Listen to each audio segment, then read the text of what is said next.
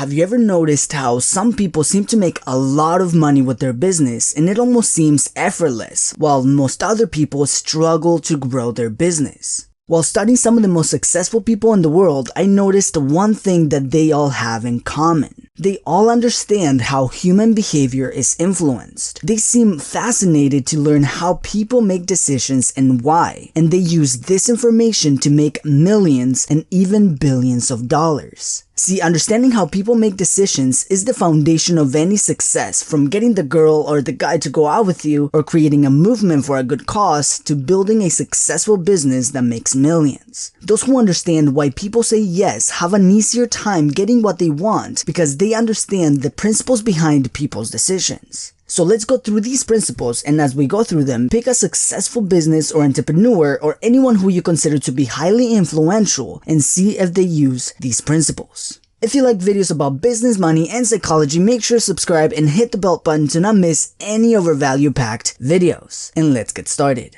Think about this situation. Let's say that you know this person, but you're not a close friend with them. You're just friendly to each other, like an acquaintance, but not yet a friend. So your birthday comes around and this person buys you a gift for your birthday. It's nice of them, right? But then their birthday comes around the following month. You don't really know this person, but now you feel like you have to get them a gift for their birthday because they got you one for yours. Since they gave you a present for your birthday, now you feel a little bit awkward if you don't get them one. See, we all have a sense of value. If someone gives us something of value, we feel like we should give them value in return. This is a principle that Dr. Robert Cialdini, professor of psychology and pioneer of the principles of influence, calls reciprocity, the need to return value that was given to us. I'm sure you can see how powerful this could be in business. Have you ever seen entrepreneurs giving away their books for free recently? This is a way they trigger reciprocity. As long as the prospect considers their gift valuable, they are triggering reciprocity with them, and it makes it easier to turn them into paying customers. This is also one of the reasons why building a brand on YouTube or any other social media is incredibly powerful. Think if you have a business selling fitness advice. You can go door to door pitching your service to everyone you know, making it quite difficult to build a business, or you can go on YouTube, for example, and give fitness tips and tricks to interested audiences. How much easier would it be to sell your fitness program to someone who watches your content and sees you as a person who has given them value before, versus trying to sell to someone who doesn't even know who you are, and instead of giving value, feels like you're trying to take value from them because you're trying to sell them something.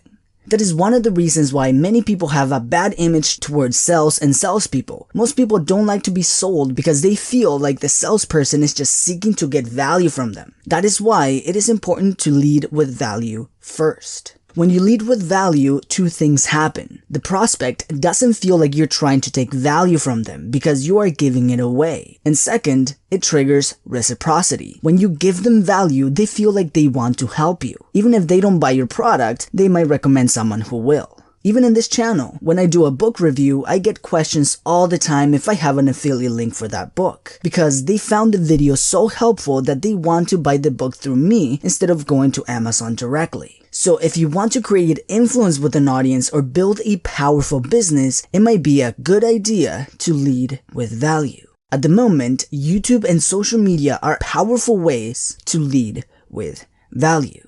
So principle number 1, reciprocity.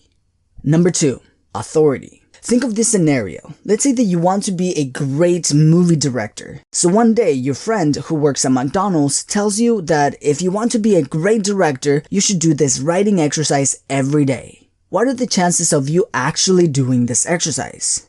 Not very high. But what if you meet Steven Spielberg or Martin Scorsese, two great movie directors, out at lunch? And they tell you, I did this writing exercise every day to get better at directing movies. What are the chances of you following their lead and actually doing the exercises? Quite high, I'm guessing. Cialdini found that authority is a powerful trigger of influence. We tend to listen, pay more attention to, and become more compliant to those who we consider to be an authority. This authority bias is a way our brain saves energy. Instead of analyzing all information to make our decisions, we tend to listen to someone who seems to have that information already. In some instances, this is good, like listening to a doctor who spent years in study and practice to help you treat an illness. But in other cases, criminals can take advantage of this bias, like when a scammer pretends to be from the IRS to establish authority to ask for your credit card or social security number. Now, in the business world, this is incredibly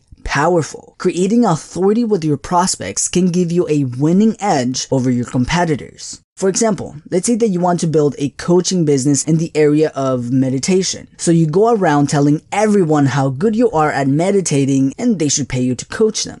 Now, chances are it would be quite difficult to build your business with this method. Even though you might be really good, your prospects don't know that. But what if you take on Instagram or YouTube and you showcase your expertise? As people begin watching your content and using your advice, you begin building authority with your prospects, which makes them more likely to buy your products and services.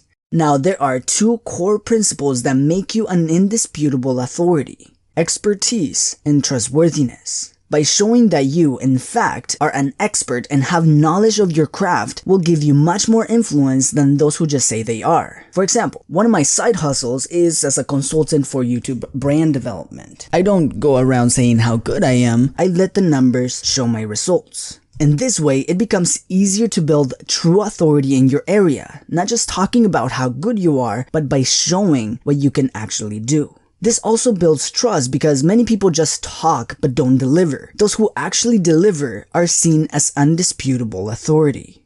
Another way to create massive influence and to build a sense of trust is by creating social proof. Imagine that you're going on a road trip and you stop in a random town to get something to eat. You've never been in this town, but you see two restaurants side by side. One of the restaurants seems pretty empty, there are not very many people eating there, and there are no cars in the parking lot. The other restaurant seems to be quite busy. There are many people eating and plenty of cars in the parking lot. Now, based on this information, which of these restaurants will you think is the best? Did you pick the second one? Many people make their decisions based on the choices other people have made, and this is good in many cases. It saves us time. Like in case you go on a road trip, chances are you will find the best restaurants in town based on what is the most popular. And this can also be used to build a strong brand in a business for yourself. Have you ever seen the McDonald's sign that says over 1 billion sold? Yes, that was meant to trigger social proof. If other people are buying it, then it must be good. There are 3 ways the social proof bias can be triggered. Number 1, when other people are doing it. Like the restaurant example. If you can show that other people are buying your product, it creates social proof around your product. It makes the prospect think if others are buying the product, then I should too. Think about those products that everyone seemed to buy, like the pet rock in the 70s or the fidget spinner in recent years. The product became so popular that everyone wanted to buy it, just because everyone else had it. This also works in the dating world. If you see a guy who is surrounded by many women, it triggers that social proof, making it easier for other women to like him too. In the dating world, this is called pre-selection, and it is a very powerful way to trigger attraction. Number 2, people like me are doing it. This is a deeper form of social proof. For example, let's say that you are selling business insurance to local businesses, and you say that these big corporations are using your insurance. You might impress them, but you might create more influence when you say that many other local businesses, just like theirs, already have insurance with you. If you're able to show the prospects that people just like them are buying the product, it makes it much easier to influence the sale. Think about this commercial. Here in my garage, just bought this new Lamborghini here.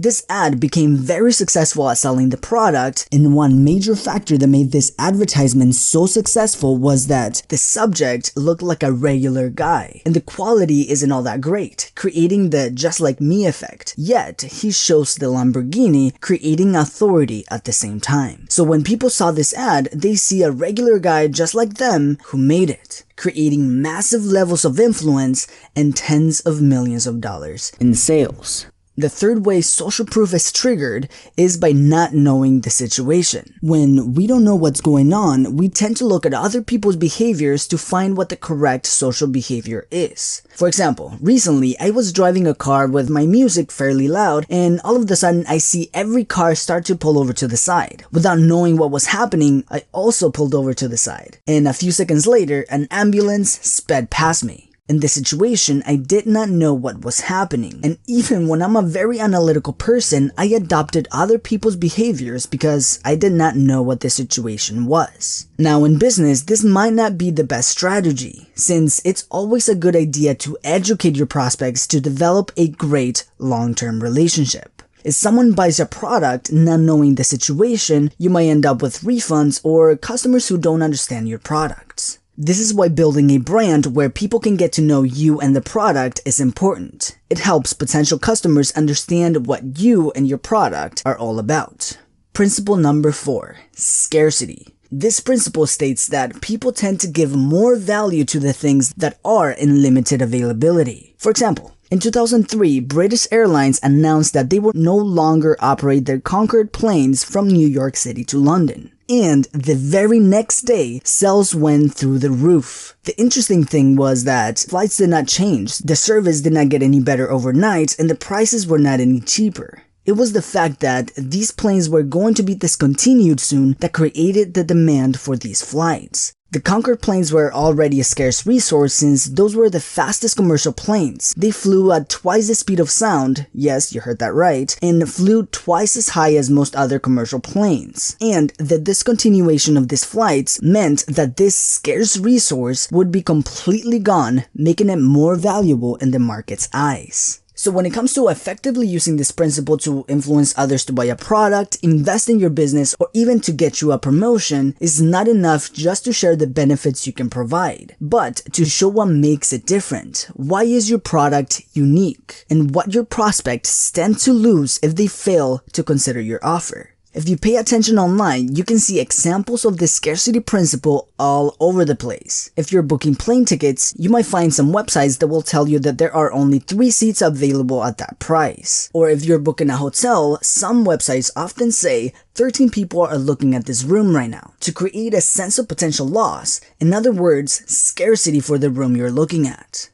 Number 5, contrast. This principle states that our perception can be influenced by previous information. For example, you can do this experiment yourself. If you have 2 buckets of water, put warm water in one and ice cold water in the other. If you put your hand in the warm water, it feels warm. But if you put your hand in the ice cold water first, then you switch it to the warm water, all of a sudden, the warm water feels much hotter. The temperature did not change, but your perception of it did.